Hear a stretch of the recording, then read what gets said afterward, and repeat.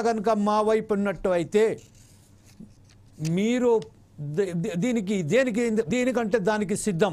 ఒకవేళ గనక మా మీద గనక ప్రజలు వ్యతిరేకత వస్తే మాత్రం నేను రాజకీయ సన్యాసం తీసుకోవడానికి కూడా సిద్ధమే అని కేటీఆర్ సవాల్ విసిరారు.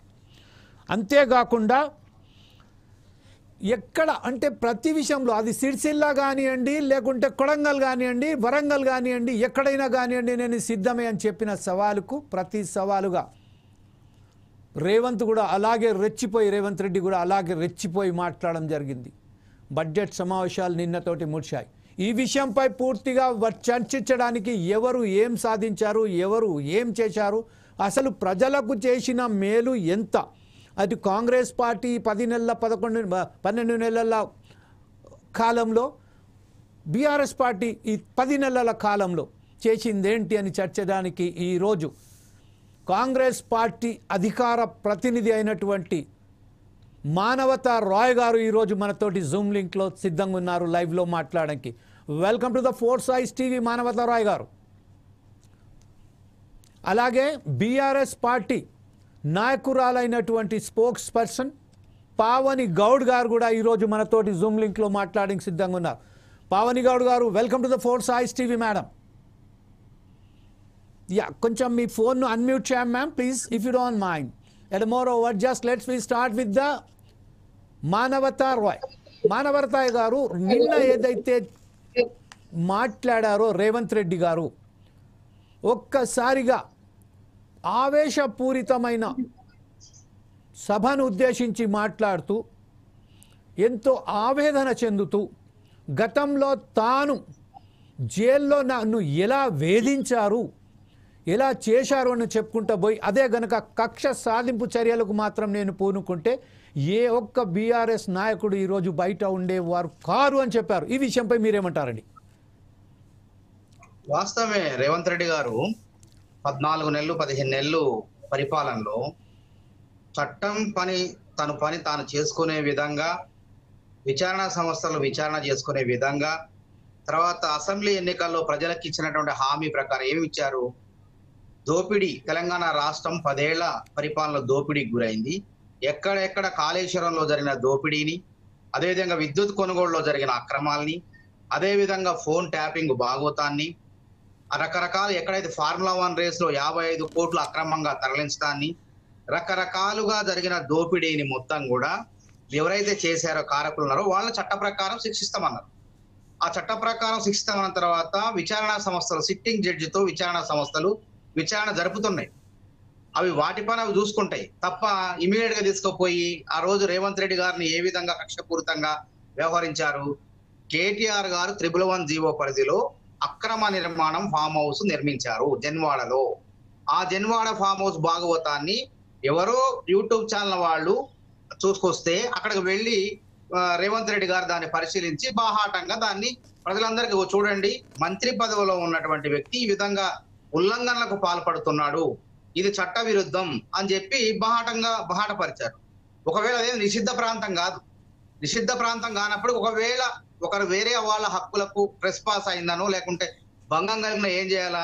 స్టేషన్ లో బెయిల్ ఇవ్వాలి. స్టేషన్ బెయిల్ ఇచ్చేసి అప్పటికప్పుడు వారిని వెనక్కి పంపాలి. కానీ అట్లా కాకుండా పోలీసులు అందరిపైన కూడా పెత్తనం చెలాయించి పోలీసు రాజ్యంలో ఎంపీ అని చూడకుండా రేవంత్ రెడ్డి గారిని నిర్దాక్షిణ్యంగా హుటిన చర్లపల్లి జైలుకు చీకటి కొట్టంలో బంధించారు. ఎందుకంటే మేము కూడా ఉద్యమ సమయంలో చర్లపల్లి జైలు చూసినాం, చెంచలగూడ జైలు చూసాం. ఆ జైలులో ఎట్లుంటాయంటే చీకటి కొట్టం అంటే చీకటి గదులు ఎవరిని బంధిస్తారు? ఉగ్రవాదుల్ని, తర్వాత నక్సలైట్లని, నేరస్తులు, కఠినమైనటువంటి నేరాలు చేసినటువంటి వాళ్ళని. అంటే ఏమీ కనపడదు, గింతేంత రూమ్ ఉంటది, అందులోంచి వాళ్ళు కనీసం చీకటి తప్ప వెళ్తురనే ఉండదు. అట్లాంటి జైల్లో నిర్బంధించి ఒక పైశాచిక ఆనందం తీసుకున్నారు. అదే విధంగా ఓటుకు నోటు కేసు అప్పుడు కూడా ఎన్నికల సంఘం విచారణ జరపాల్సినటువంటి కేసుని ఏసీబీకి అప్పగించేసి ఏసీబీ అందులో జరిగింది ఏమి లేకపోయినా సరే మరి కక్షపూరితంగా బెయిల్ రాకుండా, రేవంత్ రెడ్డి గారికి బెయిల్ రాకుండా కోర్టులలో మరి ప్రయోగించేసి ఆ విధంగా కక్ష సాధింపు చర్యలు దిగింది. వాస్తవం అందరం చూసాం. ఆ కక్ష సాధింపులే ఇవాళ రేవంత్ రెడ్డి గారు ముఖ్యమంత్రి కావడానికి కారణమైనవి. ఏదో అణిచివేసే ప్రయత్నం, అడుగడుగునా రేవంత్ రెడ్డి గారిని అణిచివేసే ప్రయత్నం చేస్తేనే ఇలా రేవంత్ రెడ్డి గారు తెలంగాణలో ఒక నాయకుడుగా అదేవిధంగా ముఖ్యమంత్రి అవ్వడం జరిగింది. కాబట్టి ఈ రోజు ఇవాళ వీళ్ళు వచ్చి అసెంబ్లీలో కూర్చొని ప్రజా సమయాన్ని దుర్వినియోగం చేసుకుంటా అంతా తానొక్కడంటే వేరే వాళ్ళు ఎవరు మాట్లాడరా? అంటే వేరే వాళ్ళు ఎమ్మెల్యేలు గారా? అంటే హరీష్ రావు గారు లేకుంటే కేటీఆర్ ఇద్దరే మాట్లాడాలా? అసలు ప్రధాన ప్రతిపక్ష నాయకుడు అసెంబ్లీకి రాడు. జీతభత్యాలు తీసుకుంటారు, లక్షలాది రూపాయల జీతభత్యాలు తీసుకుంటారు. ఒక నిర్మాణాత్మక ప్రతిపక్షంగా వ్యవహరించరు. ఇది ఎక్కడ ప్రతిపక్షమో అర్థం కాదు. కనీసం మా ముఖ్యమంత్రి గారు అంటే రండి, అసెంబ్లీకి రండి, ఫామ్ హౌస్ లో పడుకోకండి. ఇదంతా వ్యవహారం మొత్తం చూస్తుంటే రోమ్ నగరం తగలబడుతుంటే నీరో చక్రవర్తి అట పిడేలు వాయించుకున్నట్టు కూర్చొని పిడేలు వాయించుకుంటున్నట. అటనే కేసీఆర్ గారు అధికారంలో ఉన్నప్పుడు ఫామ్ హౌస్ లోనే పడుకున్నారు. అధికారం కోల్పోయిన తర్వాత కూడా ఒక ప్రతిపక్ష ప్రధాన ప్రతిపక్ష నాయకుడుగా అసెంబ్లీకి వచ్చి చట్టసభలో ప్రజల తరపున మాట్లాడాలా? అరే ఖమ్మంలో వరదలు వచ్చినా స్పందించరా? ఇక్కడ ఎస్ఎల్బిసి టన్నెల్ వాళ్ళ నిర్లక్ష్యం మూలంగా కుప్పకూలిపోతే దాని గురించి కనీసం పరామర్శలు ఉండవా? అక్కడికి ముఖ్యమంత్రి వెళ్ళారు. గతంలో అనేక ప్రమాదాలు జరిగినాయి. కొండగట్టు అంజన్న దగ్గర బస్సు ప్రమాదంలో 65 మంది చనిపోతే కనీసం ముఖ్యమంత్రిగా సామాన్యులు చనిపోతే పలకరించలే, కనీసం వాళ్ళని కనికరించలే, ఓదార్చలే. అదేవిధంగా మూసాయిపేట సిద్దిపేట దగ్గర ఎక్కడో రైలు ప్రమాదంలో చిన్నపిల్లలు చనిపోతే కనీసం అక్కడ కూడా ఎవరు కూడా పోరా? మరి ముఖ్యమంత్రికి ఉన్నప్పుడు పోలే, కనీసం ప్రతిపక్ష నాయకుడుగా ఉన్నప్పుడు కూడా అవసరం లేదా? ప్రజల్ని ఓదార్చాల్సిన అవసరం లేదా? లేకపోతే ప్రజల తరపున మాట్లాడాల్సిన అవసరం లేదా? ఇవన్నీ రాకుండా ఫామ్ హౌస్ లో పడుకొని కేటీఆర్ ఒక పక్కన హరీష్ రావు ఇద్దరు కలిసి అంటే వేరే సభ్యులకు అవకాశం ఇవ్వకుండా మొత్తం అన్నిట్లో వాళ్లే అయినట్టు మాట్లాడటం అనేది చూస్తుంటే ఏ విధంగా వాళ్ళ చెప్పు చేతల్లో అధికారంలో ఉన్నప్పుడు నియంత్రితంగా వ్యవహరించారు. అధికారం కోల్పోయిన తర్వాత కూడా వేరే సభ్యులకు అవకాశం ఇవ్వకుండా వేరే వాళ్ళందరినీ మమ్మీలు చేసేసి మగవాళ్ళని చేసేసి వీళ్ళే మాట్లాడటం జరిగింది. అందుకే రేవంత్ రెడ్డి గారు ఏమన్నారు?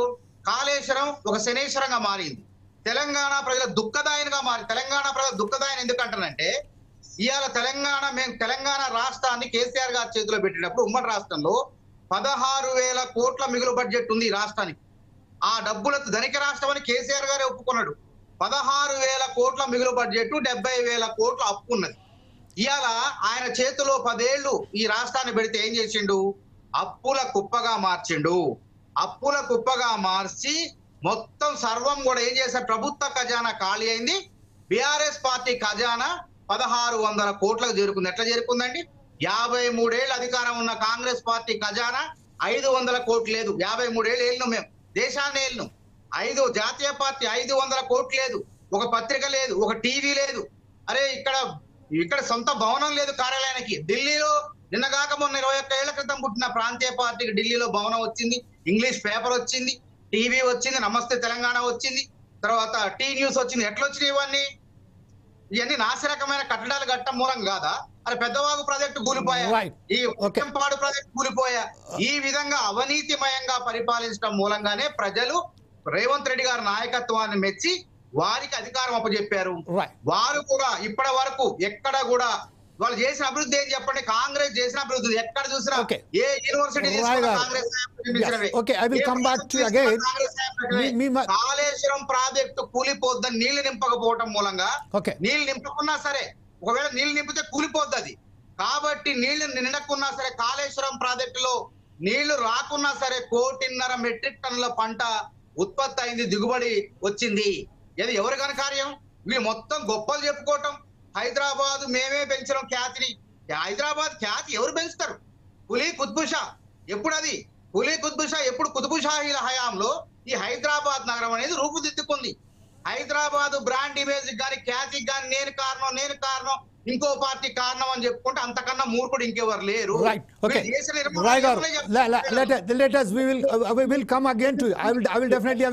ఇప్పుడు ప్రస్తుతం పావని గారు, ఇప్పుడు రాయ్ గారు చెప్పిన ప్రతి అంశాన్ని మీరు విన్నారు. సుదీర్ఘంగా ఒక అవకాశం మాత్రం మానవతారాయ్ గారికి మనం కల్పించాం. మానవతారాయ్ గారు